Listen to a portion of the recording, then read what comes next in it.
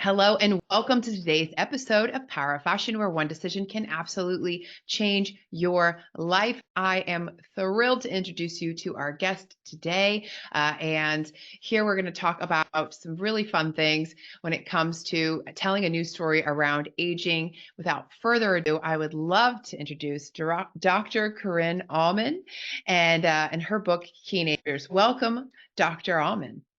Thank you so much. Thanks for having me. Well, I am thrilled because this conversation is happening so many places in so many ways around gerontology. In fact, until I came across your work, I wasn't quite sure what a gerontologist was. So let's start there. What is a gerontologist and what is it that you specifically help people do?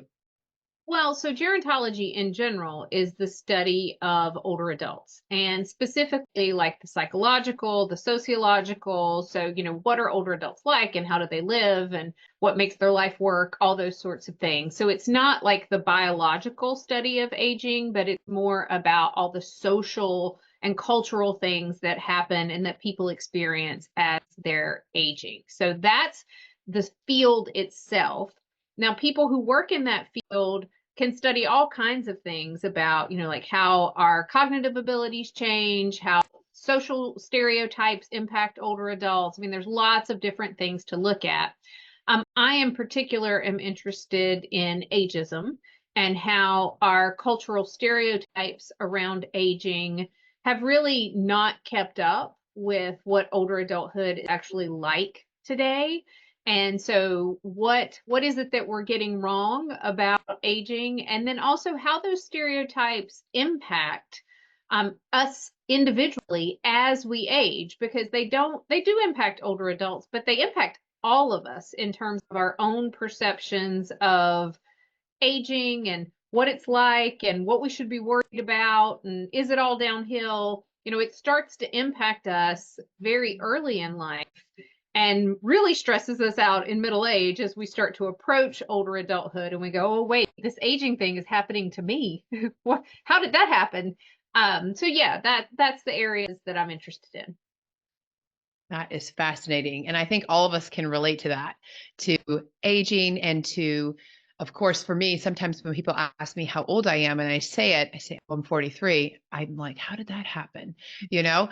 And then there's all these other things that come along with it. And, I think the conversation around staying looking young or something like that is something that I definitely find as a topic of conversation, with my friend group and people I meet professionally. And I think it's so important today to take into account that people are living a lot longer.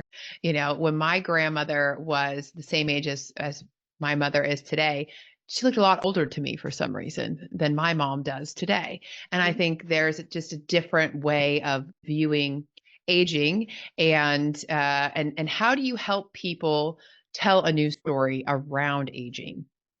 Well, I think the first thing to do is just notice, right? Like what you're doing there, you're noticing that the experience your mom is having is quite different than the experience your grandmother had. And, that is probably the result of the power of things like sunscreen and, nutrition and just, all these kinds of lifestyle and health things that have changed between generations. And the thing is, that experience that your family is having is not unique. That is the experience that many, many families are having in the sense that the older adulthood or the aging process that your grandparents had is quite different than the aging experience that your parents may have, and is also probably quite different than what you are going to have. And yet, our messaging around older adulthood, it's all downhill and you're going to be old and cranky and, all those sorts of things really hasn't changed. That messaging is the same. And yet, the experience that people are having is quite different. And we can talk about whether or not, the stereotypes were ever really true because, they're a generalization about everybody. But if they were, it is so different now than it would have been in the past. And I think when we hear, like, you may think about your family as kind of a unique story, like it's this really different experience and it's a one-off. And my messaging is, no, that's actually really common. And that's a good thing, right? Because that means many of us can look forward to extra decades of health and longevity that other generations did not get, and did not experience in the same way. So instead of kind of looking at that time as, oh, it's older adulthood and I don't want to age, looking at them as a gift because that's what they are. I also want to say something about, looking younger. Um, I never want to criticize anybody for the desire to continue to look younger, in the sense that we are in an ageist society. Mhm. Ageism is real. It's particularly hard on women. And so there is real benefit in that. And, I think it would be easy to get on my soapbox and say, none of us should dye our hair or use any sort of, youth enhancing products and things like that. And in an ideal world, yes, we would all be allowed to age just the way we want to, and everybody should feel like they can. But there is a reality that the world is a mean place and that it's particularly hard on women as they age. And so if you have to do things to make yourself feel good and to, look younger, to be taken seriously in the workplace, to still feel important because invisibility as you get older, I'm not ever going to criticize people for doing what they feel like they need to do to make themselves feel good, because it's not ideal, but this is the world we live in. And we can't deny that. Thank you. Very well said. I agree with you entirely. I think, whatever does make us feel, our best selves, go for it. I agree with that. I definitely think, there's some stigma around all of it. And I love that more and more people, you see, celebrities and stuff going with a more natural look and stuff like that. And I find myself, like, for example, Pamela Anderson has been on the red carpet, no makeup. And I find myself being like, couldn't she put a little mascara on? Or, maybe a little something, Pam, and it's so funny because that is it. That's that ageist judgment coming up. And it's almost like a programming that now, with the self-awareness and having been made aware of your work and your amazing book, Teenagers, and how we get to reprogram those responses to, wow, doesn't she look amazing? And isn't that brave and bold of her to really step out on a red carpet, feeling great, like awesome, instead of, remember that Baywatch lady that was so much prettier, and I really appreciate that. It was funny. I got married last year, and I got Botox about 3 weeks before my wedding, and I had a big bruise on my head. And my husband asked me, because of course I hadn't told him I've been getting Botox for a number of years. And he said, "What happened to your head?" And I said, "Oh, that's from Botox." He said, "You don't need Botox." I said, "That's because I get Botox." you know, and not to have that conversation around, whether you should or shouldn't do that. But it's so funny because so many people don't realize, what we are doing to maintain this youthful look. And then when they do, oh, you don't need that. It's like, but this is why you like the way that I look, Right. You don't realize that that's what I've already been doing, and therefore this is the face you like because of this thing I've been doing. So, the secret's out, sort of Yeah. thing. And again, what makes you feel good is okay. I don't want anyone to feel pressured to do it, in the sense that, I love that Pamela Anderson is doing that, like going on the red carpet without any makeup. I wish we didn't have to respond to that and say, "Oh, that's so brave." Right? Right. That's such a power move, or such so, like, I wish, if that's what she wants to do, I wish she could do that, and then somebody else could be on there with a full face of makeup, and we could look at both of those as just personal choices, right? Just Yeah. personal choices, just what they want to do in that moment, and good for them. Be who you are. And not make it a topic of conversation even. Mhm. I like that. Telling the news story. Mhm. Yeah, by just allowing people to do what makes them feel good about themselves. Yep. That's such a relief. Well, I know you do some great work as an activist as well, and your book, of course, Teenagers that I've mentioned, and an educator and a care manager. And for those of you that are listening, you can go to CorinneAuman.com. That's CorinneAuman.com. And I'm going to put that in the show notes as well, so you can click through to it and see all of the amazing things that she's doing and how you can work with her, or if you know someone that is interested in gerontology services. What would be the ideal kind of person to connect with you, Dr. Auman? Well, so, with the book and the kind of the activism, as you called it, advocacy around this. Advocacy.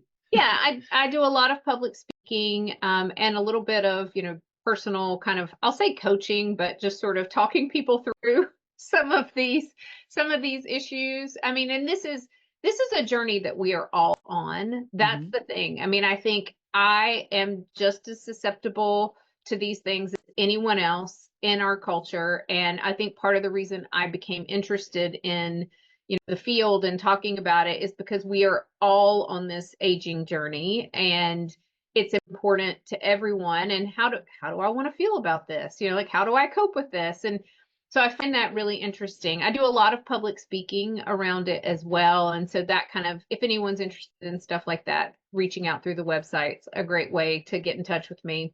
The other thing that I do is I run a care management agency. And so care management is working with families when they are usually in a crisis. Like a typical client is somebody who calls and says, Mom's been living at home and she's 85 and everything's been great and then something has happened. And now they're kind of in a crisis mode and trying to figure out, what do we do now? That sort of stuff.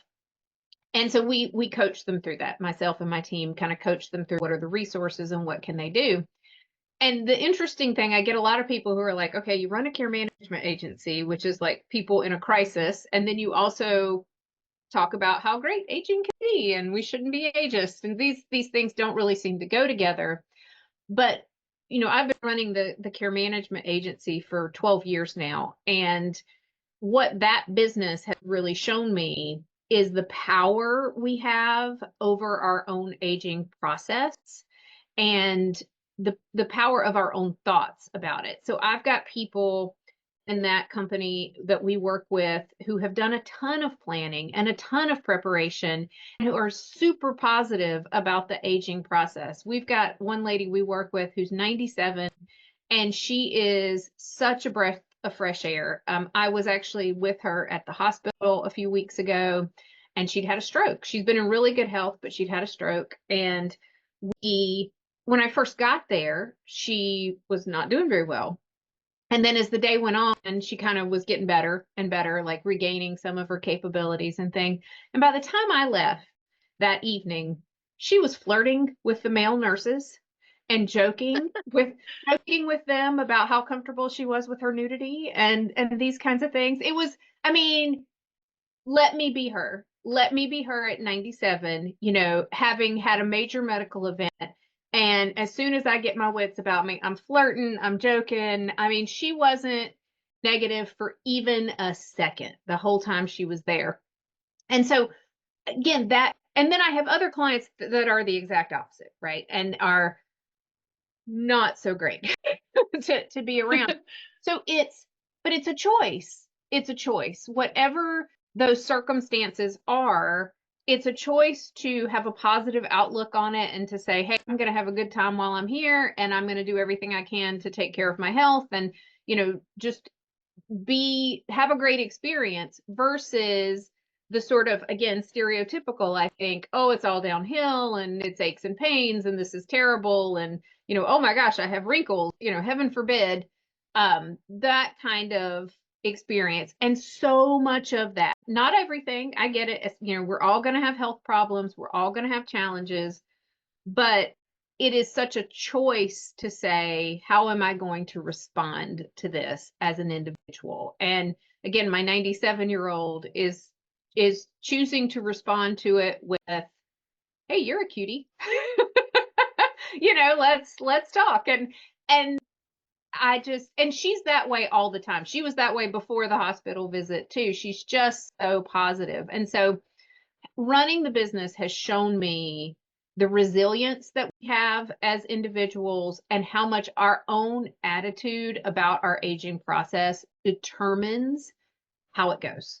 And that's really the messaging behind the book, is that you have a ton of power and a ton of choices, and you can make this the best experience it can be, or you can bury your head in the sand and not do any of that, and then it probably won't go so well. But I want people to think about it and to make those choices to have it go great. I love that. That's amazing. And I think also having a sense of self, like it sounds like the 97-year-old does, really knowing who you are, Yep. is something that for me anyways has come with the aging process. And what I'm learning now is I get to get rid of all the things that I sort of collected in younger years that I thought I identified with, or that helped me survive really. And now I get to really become or unbecome in a way who I thought I was, and be true to myself. So I love that story. She sounds like a lot of fun. She is. And for any of our listeners, if you or someone has, some, care that is needed, please visit Dr. Auman's website. And I think you are also on social media as well, on Instagram. I love your Instagram. You have some great tips on there too, for anyone that is, interested in this whole process, which to me was brand new. So I'm so excited to learn about it, and I'm so excited to be a part of normalizing what none of us can fight, which is aging. And I remember my dad used to say to me every year, because I would ask him, oh, what's it feel like to be 70? What's it feel like to be 80? And he passed away at 85. And I remember every year he would say the same thing. He'd say, well, it's better than the alternative. He's got a point. Yeah. It's like, we're going to live or not, So I love that. So, and on Power of Fashion, we talk about the one decision that changed our lives. And it sounds like, well, I'll let you answer that question, but it sounds like you're changing a lot of lives. So what one decision has changed your life, Dr. Corinne? Well, I think the decision to start my business all those years ago was something I had talked about for a number of years after I had kind of watched my mom go through her own caregiving journey with my grandmother. And I think that decision was probably the biggest one in terms of,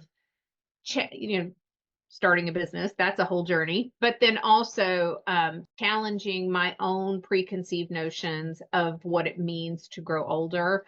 I think when I first started my business, even though I had all this training in working with older adults, starting my business, I thought I was going to be working with 40-year-olds who were caring for 70-year-old parents.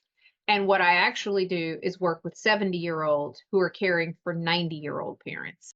And that shift has really sent me down this journey of, oh, this older adulthood thing is not at all what we thought it was going to be, what I thought it was going to be. And if I was wrong with all my training and, experience, that sort of thing, then we've really got it wrong, because most people aren't even thinking about this all that much. And I was thinking about it and I was still really wrong. So I think that that realization has been a huge shift in my life. I love that. And having the courage to step out and follow a calling on your heart too. I know starting a business is a lot of work and a big deal. So thank you for your courage there as well, and helping all of these people that you do. And Dr. Auman, what is one thing that you would like our listeners to know about either you or your work, or just be reminded of today? I think it's the power you have over your own aging process. And that's not just me saying it. There's actually good research from Becca Levy up at the Yale School of Public Health that having a positive outlook on aging, being optimistic about your aging, people who are positive and optimistic live on average 7.5 years longer than people who are negative and pessimistic about it. So that's the one thing. You have a tremendous amount of control over how this is going to go, and start today when you have those thoughts in your head of, I'm too old to wear this, or I'm too old to do whatever it is, just stop yourself and go, why do I think that? Right? Like start questioning this own internalized ageism that you've got. And once you start doing that, you will realize how much of this messaging has impacted your life. And that's the first step to changing it, to reshaping it, to going, oh no, I can do whatever I want. Doesn't matter what my age is. Absolutely. Reprogram yourself by having that awareness. Yeah. I love that. Well, it has been absolutely such a refreshing conversation, and I hope to continue it on by, just telling myself first and foremost a news story around aging, reading your book, Teenagers, telling a news story about aging, and for any of our listeners that need support from Dr. Auman, or maybe just want to have a conversation around that as well, please visit her website at CorinneAuman.com. She also is on YouTube and Instagram. And for anyone looking for public speaking, I know you're an incredible speaker as well. And to really engage an audience and change people's minds about a societal norm that needs to be smashed. I am so grateful for you and for your work and for our conversation today. Thank you so much, Dr. Auman. Is there anything else you'd like to share with us today? No, I think that's it. Thank you for having me.